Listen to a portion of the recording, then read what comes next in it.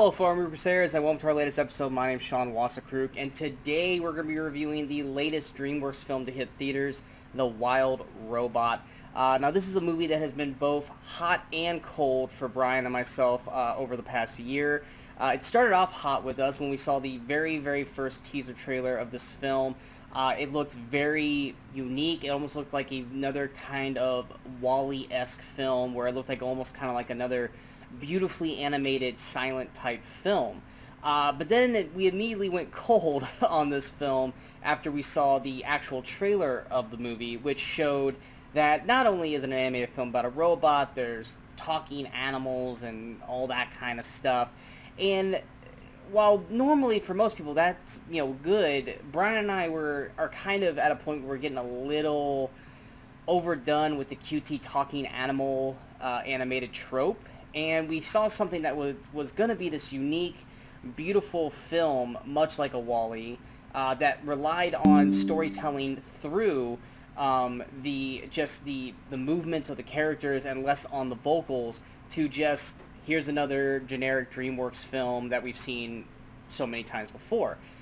But we still hadn't seen the film yet, so we were kind of not really expecting to really enjoy it, not really looking forward to go seeing it. We'll just wait till word of mouth. But when word of mouth came through on this movie and it was soaring through the roof, I decided to check it out. And I can comfortably say that shockingly, DreamWorks' The Wild Robot is the best animated film of the year thus far. It exceeded my expectations, even the once high ones that I had when I saw that first teaser trailer earlier this year. This movie does exactly what DreamWorks can do, which is tell an amazing, well-written story with beautiful visuals, with a ton of heart. This is directed by Chris Sanders. He's the same director who did Lilo and Stitch, the first How to Train Your Dragon, The Croods, which I actually really enjoy. I know a lot of people aren't big fans of it, but I actually really enjoy that film.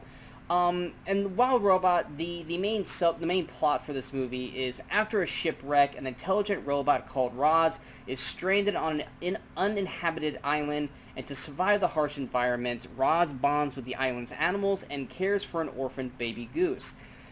Like I said, this is not doing something that's going to break the mold. This is not doing something now that is, unique. It's a helpful robot, much like Wall-E was.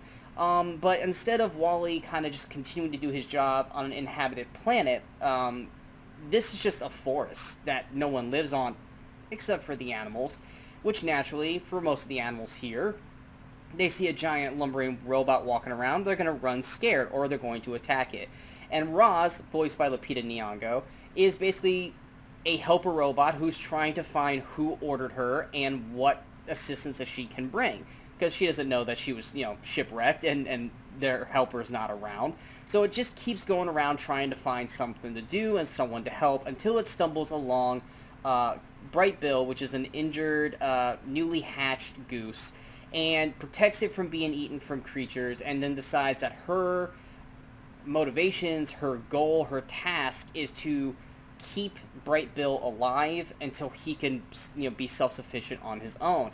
Along the way, she meets Fink, voiced by Pedro Pascal, who's a fox, which at first was trying to eat Bright Bill, but then kind of develops this mutual friendship and understanding with Roz and Bright Bill, and you kind of have this little family growing from there. And through that, Roz is trying to teach Bright Bill how to basically, be self-sufficient, but she can only do so much because she is a robot and doesn't really know how, a goose lives and how a goose needs to be taught, such as flying, swimming, all that kind of stuff. So you have that kind of loss in translation between Roz and Bright Bill, voiced by Kit Connor. And outside of that story, which is a beautifully well-written story and has a ton of heart and emotional weight throughout the film, a lot of it is trying to find your purpose in life, and that's what the Roz character is trying to do. Its main purpose is to help anyone with whatever needs they have, and when they land somewhere where no one really needs them, they are trying to figure out their whole point of being. Like, why was I here? What's my point? If I don't have anyone to help, then why do I live?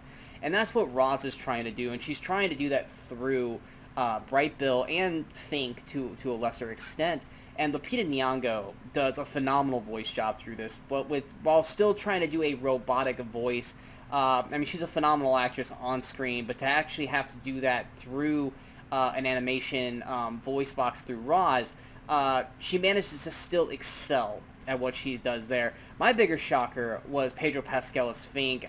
We all love Pedro Pascal, but I wasn't expecting his animated voice to be as good as it was. I thought he did a fantastic job of developing this character of Fink to showing someone who is just a fox, which when we see foxes in most animated films, they're usually like sly con artists or criminals, and he kind of starts off that way, but Fink is one of those characters that is usually, once again, looked at as like a villain, but just wants to be loved and have friends. And you start to see that, development throughout the film, and Pedro Pascal does a phenomenal job voice working.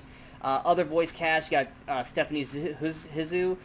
She plays Vantra, which is another robot. You got Bill Nighy. You got Matt Berry, who I think is great as Paddler, who is this beaver with this impossible task, who's kind of stuck up, but he has got some great lines through the film. You also got Ving Rhames, Mark Hamill, Catherine O'Hara, who does a great voice work in this film as a possum.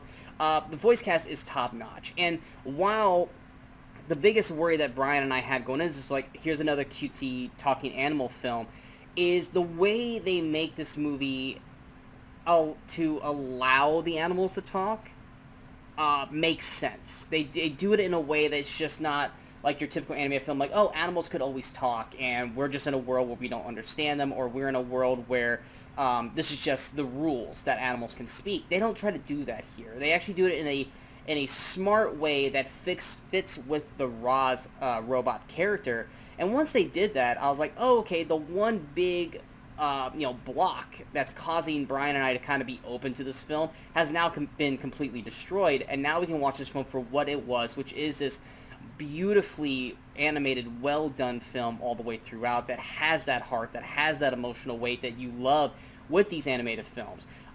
It's good for all ages, whether you're a kid or an adult. It hits all the check marks that you want these animated films to be. It's no different than How to Train Your Dragon did for us earlier, or Shrek, or any of the Pixar films, especially Inside Out 2 earlier this year. And it does it to a masterful level. I was watching it, and while the first act isn't doing a whole lot that doesn't sound, like, okay, I've seen this kind of movie before, it's the second act and third act, once we've grown with these characters, once we build the relationships with these characters and the story that they're going through, once again, it's not doing anything different, it's just doing it in a way that just works with the cast and the animation of this film, that by the end of this movie, you're just in awe that they were able to pull this off in such a good way, which, for an animated film, that's all you can ask. Sometimes the simplest task for an animated film is not to break the mold and do something new and unique. If it does, fantastic. But it's to take a story that we have seen 1,000 times before, not necessarily do something different with it, but do it in a way that just comes off flawlessly. And The Wild Robot does that. And it's a huge knockout of the park for DreamWorks, when they already have a tough contender this year with Inside Out 2 for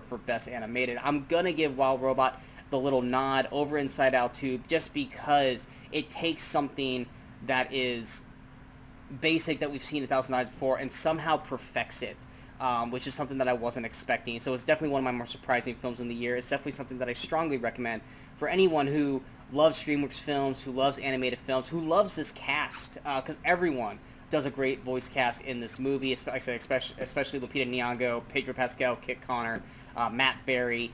They're all great in this film. For me, I'm going to give The Wild Robot a 92%. It's one of my highest rated films of the year, and I strongly recommend you guys check that out. I hope you guys enjoyed this review. If you guys did, go ahead and hit that like, share, and subscribe button to the channel so you guys stay up to date with all the latest videos that pop up on the movie Crusaders. And of course, we're going to follow us on all the social media outlets you see below. Coming up next is my review and maybe spoiler discussion for Joker Folie à Deux, as well as just released earlier this week is our Halloween special. Brian Michaels and myself have a 5-part limited series coming out in October where we do the decades of horror. Each week we're going to do a decade. We're going to talk about horror in that decade, what franchises came out, what were some of our favorite horror films that year, our overrated films and underrated films. We did the 80s this past week. Coming up this week, we have the 90s. Also coming up this week, we've got Terrifier 3, which is one of our more anticipated horror films of the year, as well as Saturday Night, another mostly anticipated film from Brian and I heading out this way. So we definitely have plenty of videos coming up on the channel, so we hope you guys check that out. And until next time, in case I don't see you, go watch some movies and go have some fun.